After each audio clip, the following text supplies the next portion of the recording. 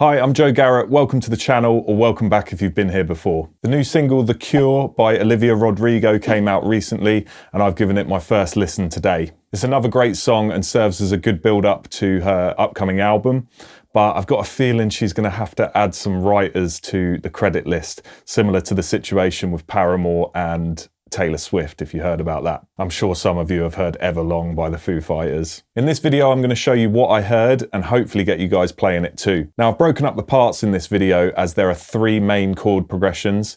They're pretty easy to spot where they go, but I've labeled them as verse, chorus, and bridge. For those unsure when it comes to it, what the bridge section is, it's the part where she starts singing I'm Unraveled. You should be able to figure out where to put everything else, and don't worry, I'm going to have close-up shots of the guitar with the tabs running underneath and chord boxes as well, so it should help any way that you like to learn. Now, this song's in E-flat standard, so grab yourselves an acoustic guitar, tune it down a half step, and let's get started. Okay, so if you got a little bit worried when I mentioned changing the tuning of your guitar, don't worry, this tuning's really easy. Now, all we need to do is go a semitone flat on every single one of our strings. So normally we're at E, our lowest string, and then A, D, G, B, E.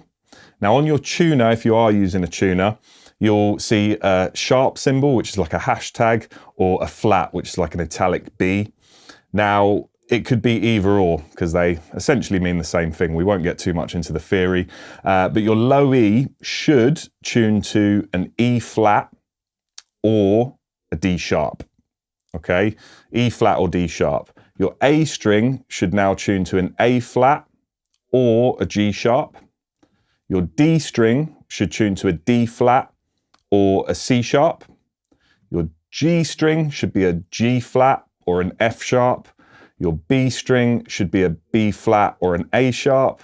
And then you've got another E string, so that's either an E flat or a D sharp. So yeah, you'll have a different lower tuned guitar.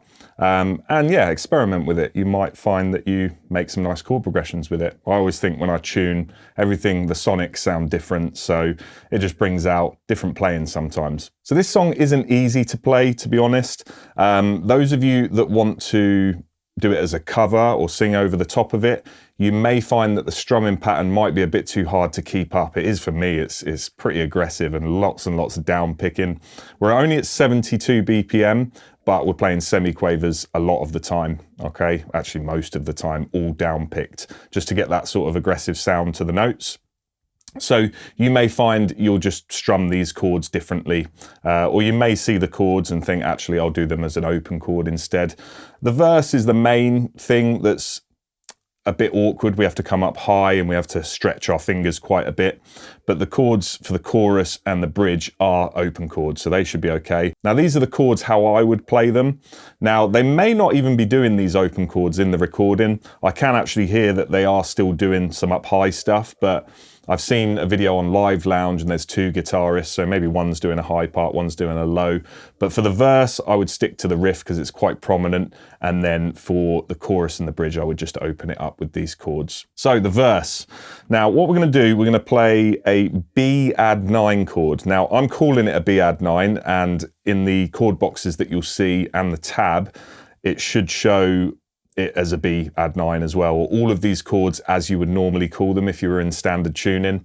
But just be aware that I'm actually playing a B flat add 9 here because of the tuning. So what we're going to do, we're going to put our first finger on E7, middle finger is going to stretch to A9, and then pinky is going to go up to 11 on the D string, and we get this chord. Okay, and what we're going to do, we're going to just play 4 of the low E string first. All down picked, and then we're going to hit the full chord. Straight after that, we're going to do 2 more E strings, and then a chord hit. 2 more, and then a chord hit. Then 1 E string, and 3 hits of the chord. And right to close that chord off, we're going to do a down-up pick, double the speed, so a demi-semi-quaver.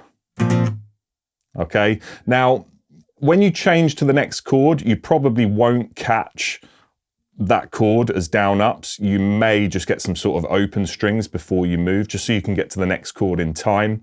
That's perfectly normal. It's not cheating, everybody does it. But yeah, I'll give you an example of what I mean slowly.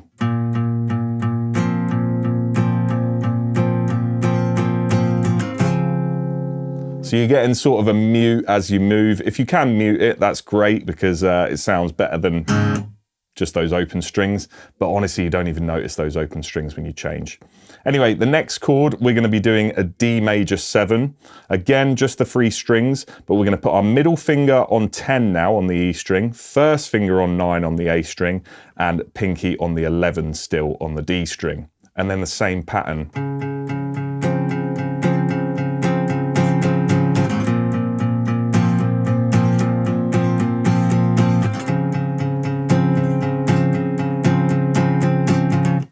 Okay, now what we're going to do, we're going to move up and do that major 7 again, but on the next 3 strings, so the A, D, and G strings. Exactly the same chord, but obviously you've got to be careful you don't hit that low E string.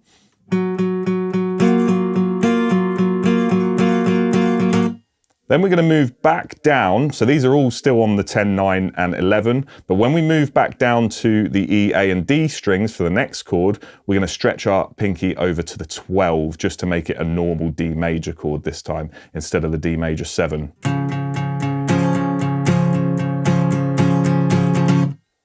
Okay, and again, you're going to go between those chords twice. So the first chord, the B add 9 to the D major 7, you're going to do that twice, okay? And then the G major 7, which is the one on the A, D, and G string, and then back to the D chord is going to be twice as well. Now, the intro before the vocals start does have you doing the B add 9 to the D major 7, one extra time I think it is before the vocals kick in, but for the full verse, that's what we're going to do.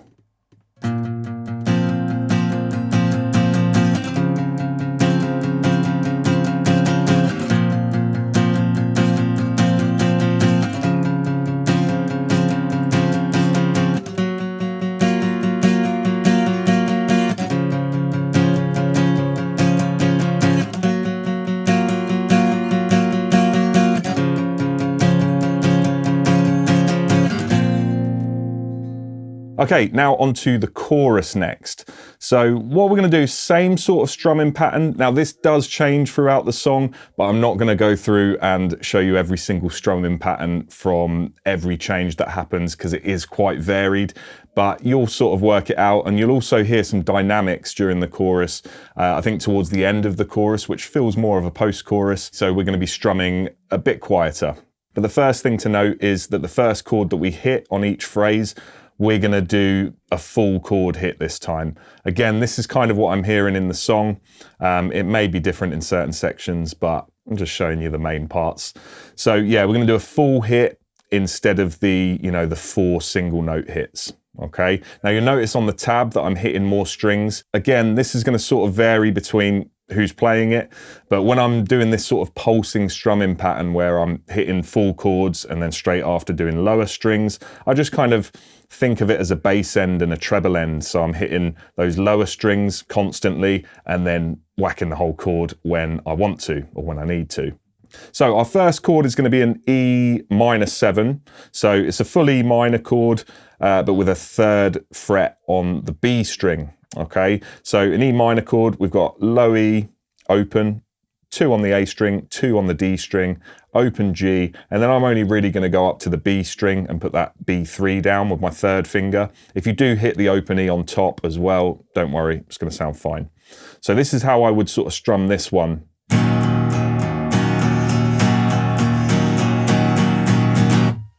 Okay, with those down ups on the end as well. But just notice how the first chord is a full chord rather than just the pulsing low note. Okay, then we're going to change to a G5. That's like a G major open chord, but all we're going to have is our middle finger on the low E3 and our 3rd finger still on that B3.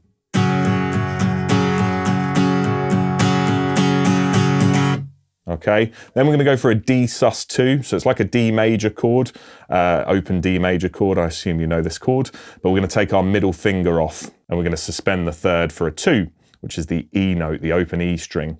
So we're going G2, first finger, B3, third finger, and then open on the top, and just strum from the higher strings this time, from the D string. If you catch the A, it's not the end of the world. There is an A note in this chord anyway.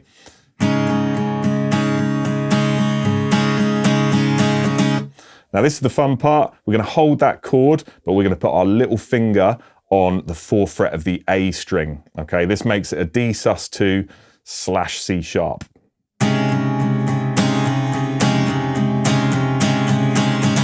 I accidentally put my thumb too hard there. So I'm putting my thumb resting on that low E string. So if I accidentally hit it, it's muted. Don't press too hard like I did, otherwise you'll get an F sharp in there, which actually sounds quite nice. Very nice chord, but yeah, not for this song. Now that might be the only chord to practice, not to practice, but that you'll need to put some work into if you've not played one before. It's the D sus2 is fine, it's just reaching that little finger down to that 4th fret can be a bit of a stretch. And that's it, it just does that, I think, 4 times for the chorus.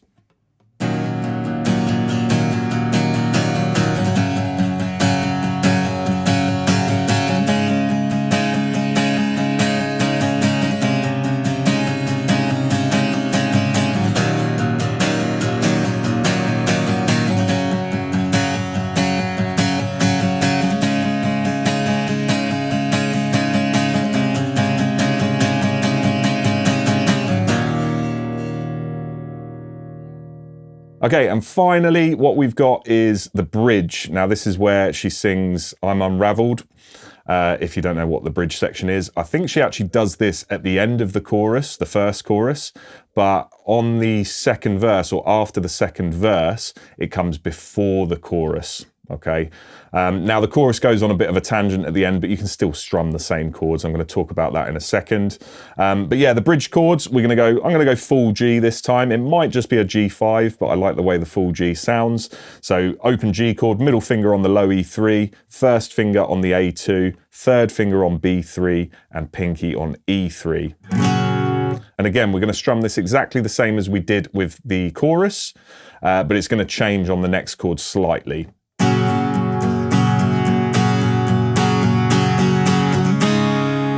You can see I'm going back to that D sus2, but I'm not going to hang on that chord for as long this time. I'm going to put that C sharp down with my pinky a bit earlier. So it goes like this.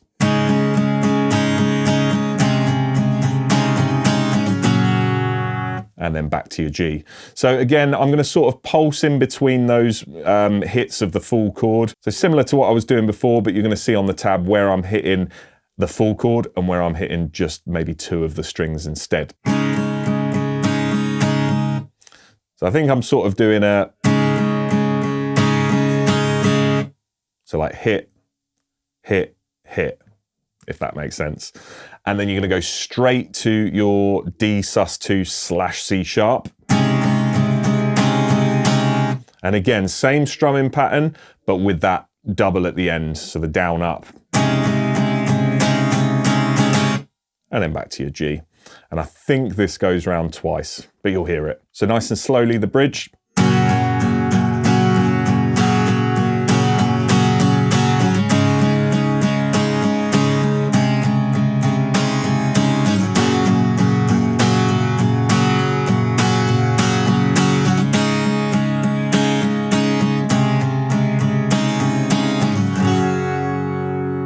So one more thing with this strumming pattern, constantly hitting those down picks can be really tiring through this song. So if you want to sort of strum it in your own way, I'll just show a sort of strumming pattern that I would maybe do with more down ups in it and a bit looser, just to give you an idea of what you could do instead.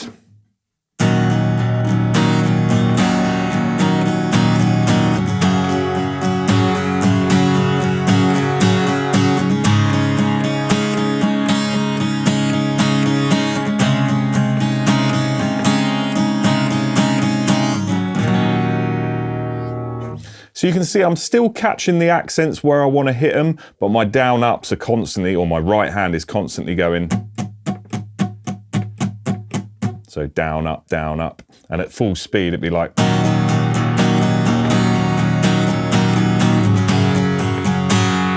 And you can still tuck that quick down up in at the end.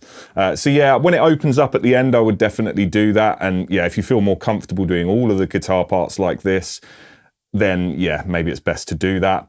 However, I would say that the verse, it really does need that sort of down picking. Okay, so let's take a look at a close-up of that part, and that should be all of the sections.